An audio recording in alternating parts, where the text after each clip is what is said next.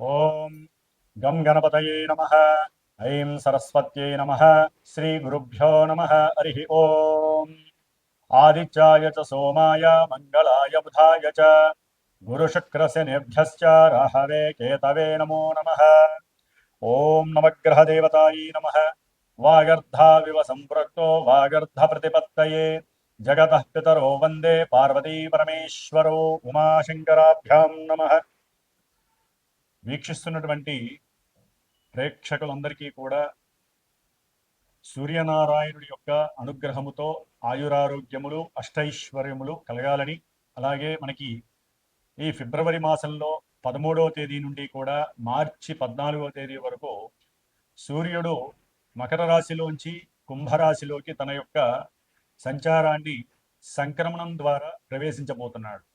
కాబట్టి ఫిబ్రవరి 15వ తేదీన మనకి మహాశివరాత్రి. ఆదిదేవుడు సమస్త లోకాలకి కూడా విశ్వంభరుడు అయినటువంటి విశ్వదేవుడైనటువంటి ఆ పరమేశ్వరుణ్ణి మనందరం కూడా చక్కగా విశేషమైనటువంటి అభిషేకాదులతో అర్చనలతో ఆరాధించి భజనలు గావించి లోక కళ్యాణార్థమై మనకి ముందు ముందు వచ్చేటటువంటి ఈ 3 నెలల కాలము కూడా మరి పంచగ్రహ కూటమి వలన ఎన్నో పాపగ్రహాల యొక్క కలయికల వలన ప్రపంచానికి ప్రకృతికి కూడా ఒక శాపంగా మారబోయేటటువంటి అవకాశం ఉంది. కాబట్టి ఆ పరమేశ్వరుణ్ణి ఆరాధించుకుంటూ అట్లాగే 14వ తారీఖున వచ్చేటటువంటి శనిత్రయోదశి ప్రదోషకాల వ్రతము అంటే సాయంకాలము సంధ్యా సమయం తర్వాత ఆ శని భగవానుడికి అందరూ కూడా తప్పనిసరిగా తమ యొక్క కర్మదోషాలు పోగొట్టుకోవడానికి విశేషముగా తైలాభిషేకార్చనలు చేసుకొని రావి చెట్టు చుట్టూ గనక ప్రదక్షిణం చేసుకుంటే ఐశ్వర్య వృద్ధితో పాటుగా మనో అభీష్ట సిద్ధి కూడా కలుగుతుంది. ముఖ్యంగా మనకి ఈ ఫిబ్రవరి మాసంలో సూర్య సంక్రమణంతో పాటుగా ఇప్పటికే రాహువు కుంభరాశిలో తిష్ట వేసుకొని అది శని ఇంట్లో మరి వ్యాపారానికి బుద్ధికి నరాలకి తెలివితేటలకి మనం మాట్లాడే ప్రతి మాటకి సంభాషణలకి కూడా బంధుమిత్రాదులతో కలయికతో పాటుగా అన్ని రకాలైనటువంటి యాక్టివిటీస్కి శరీరం అసలు చేతనత్వంగా ఉండాలంటే బుధగ్రహము మరి విశేషమైనటువంటి ఫలిత రూపకంగా మనకు ఉండాలి. మరి ఆయన ఆల్రెడీ ఫిబ్రవరి 3వ తేదీన రాహుతో కలిసి కుంభరాశిలో ప్రవేశం జరిగింది. ఫిబ్రవరి 6వ తేదీన మరి అష్టైశ్వర్యాలకి ఎంతోమంది వ్యాపారస్తులు, ముఖ్యంగా జ్యువెలరీ వ్యాపారం చేసేవాళ్ళు, దాని రిలేటెడ్ ఏదైనా సరే, అది గిల్ట్ నగలు కావచ్చు, వస్త్రాలకి సంబంధించినటువంటి పెద్ద పెద్ద బిజినెస్లు, చిన్న చిన్న వాళ్ళు కావచ్చు, అట్లాగే సుగంధ ద్రవ్యాలని అమ్మేటటువంటి వాళ్ళు, వ్యాపారస్తులు, ముఖ్యంగా ఫైనాన్స్ బిజినెస్ చేసేటటువంటి వాళ్ళు, మ్యారేజ్ బ్రోకరిజం చేసేటటువంటి వాళ్ళు, అంటే మధ్యవర్తిత్వం చేస్తూ ఉంటారు, అలాంటి మ్యారేజ్ సంబంధించినటువంటి వ్యాపారస్తులు కానివ్వండి, అట్లాగే భార్యాభర్తలకి సంబంధించినటువంటి సత్సంతాన యోగానికి కారకుడైనటువంటి వీర్యకారకుడైనటువంటి శుక్ర భగవానుడు కూడా మరి రాహుతో కలిసి 6వ తారీఖు నుంచి కూడా ఈ నెలాఖరంతా అక్కడే ఉంటాడు. అట్లాగే ఇప్పుడు అసలైనటువంటి గ్రహము కుజగ్రహము. ఇది ఫిబ్రవరి 23వ తేదీ నుండి కూడా దాదాపుగా ఏప్రిల్ 2వ తేదీ వరకు కూడా కుంభరాశిలోనే ఈ గ్రహాలన్నిటితో సంచారం చేస్తూ కుజుడు రాహువు కలవటం ఒక రకంగా కూడా మంగళయోగం అయినప్పటికీ కూడా, కుజరాహుల యోగం అయినప్పటికీ కూడా, సింహంలో ఉన్నటువంటి కేతువు, ఈ యొక్క కుజరాహు కేతువుల యొక్క సంయోగము శని ఇంట్లో జరగడం ద్వారా ఎన్నో బీభత్సకరమైనటువంటి సమస్యలు అనుభవించేటటువంటి పరిస్థితులు మనకు కలగచ్చు అని శాస్త్రం తెలియజేస్తోంది. కాబట్టి కుజరాహువుల యొక్క సంబంధం, కుజరాహు కేతువుల యొక్క సంబంధం అటు వ్యాపారస్తులకి, శుక్రగ్రహానికి సంబంధించిన వ్యాపారస్తులకు కానివ్వండి, అనేక భావాల కారకత్వాలకి, ముఖ్యంగా సూర్య భగవానుడు కూడా మరి ఫిబ్రవరి 13వ తేదీ నుండి మార్చి 14వ తేదీ వరకు కూడా కుంభరాశిలో ఉంటాడు. ఈ 5 గ్రహాల యొక్క సమ్మేళనము విశేషమైనటువంటి శుభ ఫలితాలతో పాటుగా కొన్ని రాశుల వారికి ప్రపంచానికి కాస్త ఈ యొక్క కారకత్వాలు అనేవి కొంత ఫ్లక్చువేషన్స్ ని, అట్లాగే ప్రకృతిలో ఎన్నో బీభత్సాలని కలిగజేసే అవకాశాలు ఉండవచ్చు. అది యుద్ధపరంగా, ఎందుకంటే కుజుడు అనేవాడు యుద్ధకారకుడు, అట్లాగే భూకంపాలకి సంబంధించిన వారు, అది వాయుతత్వ రాశిలో ఉన్నటువంటి గ్రహాలన్నీ కూడా ముఖ్యంగా రాజకీయ నాయకుల యొక్క పదవి గండాలు కావచ్చు, రాజకీయ నాయకుల యొక్క పెద్ద పెద్ద వాళ్ళు ఎవరైనా కావచ్చు, వారి యొక్క ఆరోగ్యం సరిగ్గా లేకపోవటము, అనారోగ్యపరంగా ఇబ్బందులు, ఏదైనా ఎలక్షన్స్ కనుక జరిగినట్లయితే ఆ ఎలక్షన్స్ కి సంబంధించినటువంటి ఎన్నో ఇబ్బందులు, అంటే అక్కడ ఒక రకంగా చెప్పాలంటే యుద్ధ వాతావరణం నెలకొల్పేటటువంటి పరిస్థితులు ఈ పంచగ్రహ కూటమి తెలియజేస్తోంది. అట్లాగే మన సామాన్యంగా చూసుకున్నట్లయితే కనుక ఎవరి యొక్క జాతకాలలో అయితే కుజదోషాలు ఉంటాయో, రాహుకేతువులతో కూడినటువంటి కాలసర్ప యోగ దోషాలు ఉంటాయో, అట్లాగే ఎన్నో రకాలైనటువంటి శుక్రగ్రహ దోషాలు ఉంటాయో, వ్యాపార దోషాలు, వీటన్నిటికీ కూడా ఈ యొక్క పంచగ్రహ కూటమిలో గనక ఎవరైతే గనక సుబ్రహ్మణ్యేశ్వర స్వామి ఆరాధన చేస్తారో, ఎవరైతే ఈ కుజరాహుకేతువుల యొక్క జప ఆరాధనలో పాల్గొంటారో, వారికి వారి జాతకంలో ఉన్నటువంటి కుజదోషాలు కావచ్చు, సర్పదోషాలు కావచ్చు, మాతా పితృదోషాలు కావచ్చు, ఎన్నో రకాలైనటువంటి సమస్యలకి చెక్ పెట్టేటటువంటి సమయంగా మనం భావించాలి. ఎందుకంటే 5 గ్రహాల కూటమి అంటే ఎన్నో రకాలైనటువంటి విపరీతమైనటువంటి అనర్థాలు జరిగే అవకాశం కొన్ని రాశులకు ఉంటుంది. ప్రపంచం దేశగోచారంలో మరి అది ప్రపంచం మీద వ్యాప్తి చెందుతుంది. కానీ మనకి ఎవరికి జాతకాలు వాళ్ళకు ఉంటాయి కాబట్టి రాశుల రీత్యా కావచ్చు, జన్మ జాతకంలో లగ్న రీత్యా కావచ్చు, జరుగుతున్నటువంటి దశ అంతర్దశలు, ముఖ్యంగా కుజ మహర్దశ గాని, రాహు మహర్దశ గాని, కేతు మహర్దశ గాని, శని మహర్దశ గాని, ఈ పాపగ్రహ మహర్దశలు జరుగుతున్నా, మరి రాహుతో కలిసినటువంటి ఈ సూర్యుడు, బుధుడు, శుక్రుడు యొక్క దశలు అంతర్దశలు జరుగుతున్నా, వీరి యొక్క దశల్లో వారి జాతకంలో ఎక్కడైనా సరే దోషాలు ఉన్నట్లయితే అవి కాస్త ఇబ్బంది పెట్టేటటువంటి పరిస్థితి ఈ యొక్క పంచగ్రహ కూటమి వలన కనపడుతోంది. కాబట్టి దాదాపుగా ఫిబ్రవరి అంటే మార్చి 1 నుంచి కూడా కుజుడు శతభిష నక్షత్రంలోకి వస్తాడు. అది ఇంకా బీభత్సకరమైనటువంటి సందర్భము. కాబట్టి ఫిబ్రవరి 23వ తేదీ నుండి కూడా దాదాపుగా మనకి 77 రోజులు, అంటే 70 రోజులు అనుకోండి, 70 రోజులు అంటే మే 10వ తారీఖు వరకు కూడా ఈ కుజ రాహు కేతువుల యొక్క శనిగ్రహ యొక్క ప్రభావం. ఎందుకంటే ఏప్రిల్ 2వ తేదీ నుండి కూడా మే 10వ తేదీ వరకు కుజుడు మీనరాశిలో శనితో కలిసి ఉంటాడు. ఇది మహా దోషప్రదమైనటువంటిది. కాబట్టి ఎన్నో రకాలైనటువంటి దోషాలను కలుగజేసేటటువంటి ఈ దోషాన్ని మనం హరింపజేసుకోవటానికి మా యొక్క శ్రీమాత జ్యోతిషాలయ పీఠం తరపున నేను 70 రోజులు ఈ యొక్క కుజగ్రహానికి, రాహుకేతువులకి, శనికి సంబంధించినటువంటి జపాన్ని ఆచరిస్తూ, ముఖ్యంగా ఈ యొక్క కేతుగణ దోషాలు మఖానక్షత్రంలోకి కేతు అనేటటువంటి వాడు ప్రవేశిస్తున్నాడు దాదాపుగా మనకి మార్చి 1 నుంచి. కాబట్టి ఇంకా దోషాలు ఎక్కువ అవకాశం ఉంటుంది. కాలసర్ప యోగ దోషం కూడా పడుతోంది.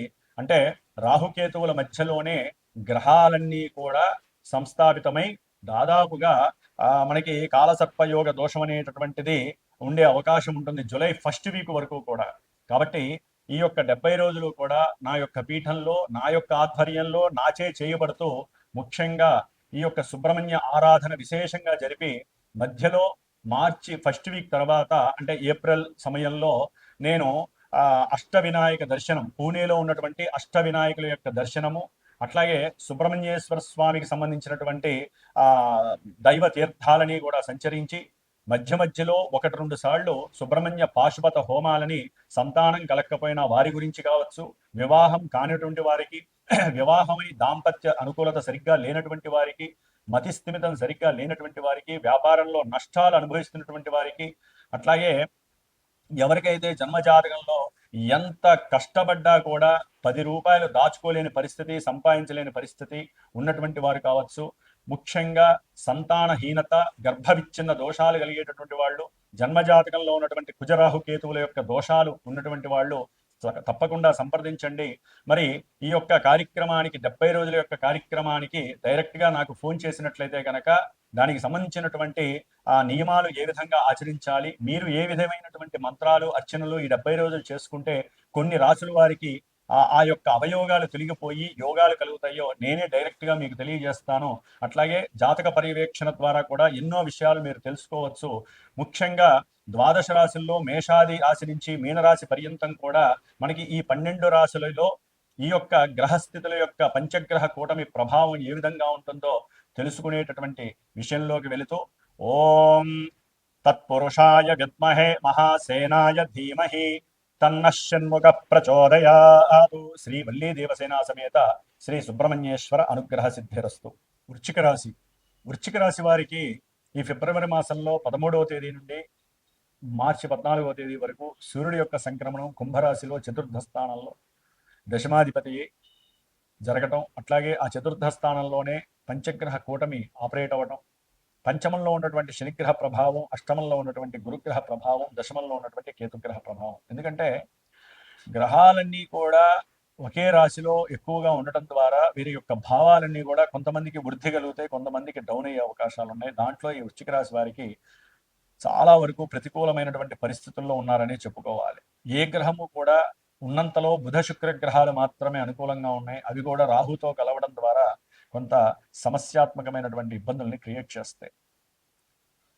ముఖ్యంగా ఈ యొక్క వృశ్చిక రాశి వారికి ఆర్థికపరమైనటువంటి విషయాలలో, అంటే ఎవరికైనా బంధుమిత్రాదులకి అధిక వడ్డీ వస్తుంది అనే ఉద్దేశంతో వీరి బంగారాన్ని తాకట్టు పెట్టి వీరికి ఉన్నటువంటి ఆస్తులను కూడా వేరే వాళ్ళ దగ్గర తనఖా పెట్టి ఆ డబ్బులు వీరికి ఇచ్చి నష్టపోయిన వాళ్ళు లోన్లు డబ్బులు వాళ్ళు ఇవ్వక వీళ్ళు లోన్లు తీసుకొని వీళ్ళ యొక్క జీతాలు వీరికి ఉన్నటువంటి వ్యాపారంలో వచ్చే లాభాలని కట్టుకుంటూ వారితో మాట్లాడుతూ డబ్బులు ఇవ్వమని అడిగితే ఫోన్ ద్వారా కానీ విడిగా కానీ ఫోన్ అయితే ఫోన్ ఎత్తరు, లేకపోతే అడిగితే గొడవలు. దాని ద్వారా వీరి యొక్క కుటుంబంలో సమస్యాత్మకమైనటువంటి పరిస్థితులు ఏర్పడటం, తినే సమయంలో కూడా అదే ఆలోచనలు, అదే కోపము, అదే స్ట్రెస్, అదే స్ట్రెయిన్, దాని ద్వారా కుటుంబంలో విపరీతమైనటువంటి సంభాషణ లోపము జరగటము, భార్యాభర్తల మధ్య విశేషమైనటువంటి అగాధమైనటువంటి చర్యలు కనపడటం. దాని ద్వారా మీరు ఆర్థికంగా సంపాదన మేర సరైనటువంటి ఆలోచనలు పెట్టలేక పిచ్చి పిచ్చిగా ప్రయాణాలు చేయటం, అటు తిరగటం ఇటు తిరగటం, దాని ద్వారా ఆర్థిక ధన నష్టము ఇంకా ఎక్కువ చేసుకోవటం, ఆకస్మికంగా బ్యాంకింగ్ వ్యవస్థల్లో లోపం కలగటం, ఎవరో వచ్చి అడుగుతారు, కొంతమంది మంచి మనసుతో ఉంటారు, వారు డబ్బులు ఇచ్చేస్తారు, అవుట్, ఇక డబ్బులు ఇచ్చే ప్రసక్తే ఉండదు అవతల వాడు. కాబట్టి డబ్బులు ఇచ్చేటప్పుడు జాగ్రత్తగా ఉండండి. అవసరం లేదండి, మనకి 10 రూపాయలు ఉంటే వడ్డీలు ఎందుకు, అసలు మన దగ్గర పెట్టుకుందాం.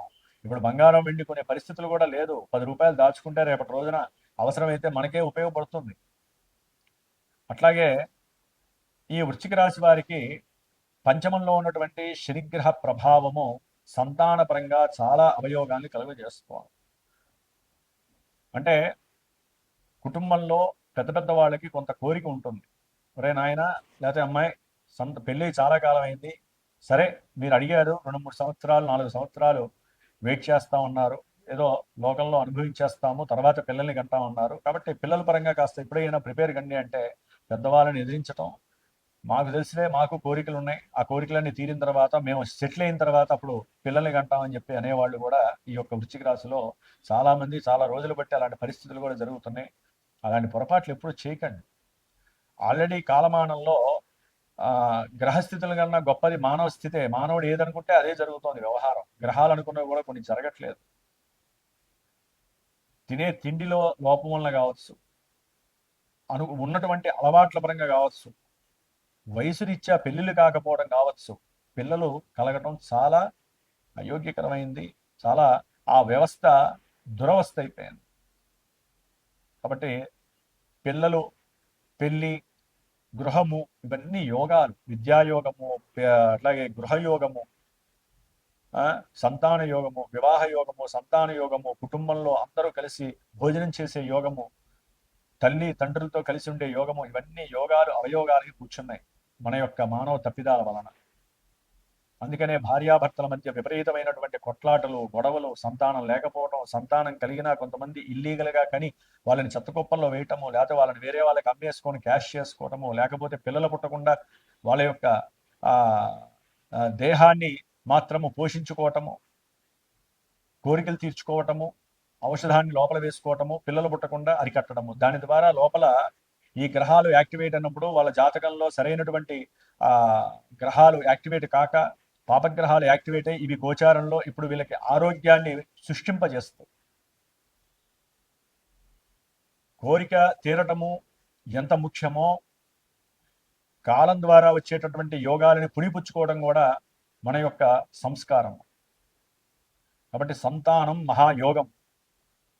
దాన్ని కలగజేయకుండా ఏ ఔషధాలు వేయకండి, ఏ ఇంజెక్షన్లు చేయించుకోకండి, ఎటువంటి ఇల్లీగల్ కాంటాక్ట్స్ పెట్టుకోకుండా ఉండటం చాలా మంచిది. కాబట్టి చక్కగా సంస్కారయుక్తంగా వివాహం చేసుకోవాలి, సంస్కారం చేసుకొని సంతానాన్ని కనాలి, సృష్టి ధర్మాన్ని మనం పరిపాలించాలి. మా భగవంతుడు పురుషుడికి స్త్రీకి ఇచ్చినటువంటి అత్యంత యోగకరమైనటువంటి యోగమే సంసారము, అదే పెళ్లి. కాబట్టి ఆడవాళ్ళైనా మగవాళ్ళైనా సరే సరైన సమయానికి వివాహాన్ని చేసుకోండి. జీవితంలో స్థిరపడడం అనేది ఎప్పటికైనా చేయొచ్చు. ఇప్పుడు స్థిరపడ్డవాడు 2 ఏళ్ల తర్వాత అధోగతి పాలైతే భార్యాభర్తలు విడిపోతారా?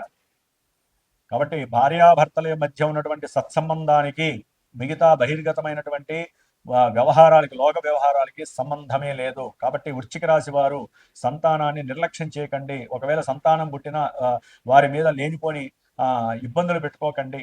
వారితో అనుకూలంగా ఉండటానికి ప్రయత్నం చేయండి. వారు ఏదైనా వేరే ఇబ్బందికరమైనటువంటి దారిలో వెళ్తే వారిని పట్టుకొని వాళ్ళకి మంచి సంస్కారయుక్తమైనటువంటి మాటలతో మోటివేట్ చేయండి, కౌన్సిలింగ్ ఇవ్వండి. కాబట్టి జాగ్రత్తగా వృశ్చిక రాశి వారు సంతానాన్ని కాపాడుకోండి. వారి యొక్క ప్రేమను పొందడానికి మీ ప్రేమని బదులుగా పెట్టండి. కాబట్టి ముఖ్యంగా చతుర్థంలో ఉన్నటువంటి పంచగ్రహ కూటమి వలన వీరికి రావాల్సినటువంటి ఉద్యోగము వేరే వారికి వెళ్ళిపోవటము, ఉద్యోగ ధర్మంలో కూడా మీరు పెట్టినటువంటి ఏదైనా వ్రాతపూర్వకమైనటువంటి విషయంలో వేరే వాళ్ళు ఫోర్జరీ చేసి వాళ్ళు ఉద్యోగాన్ని పొందటము, అట్లాగే తండ్రి యొక్క ఉద్యోగం మీకు వస్తుందనుకుంటే అది కూడా కోల్పోవటము, అది మీకు రాదని చెప్పటము, దానికి కూడా ఎన్నో కారణాలు అంతర్గతంగా జరుగుతూ ఉండటం.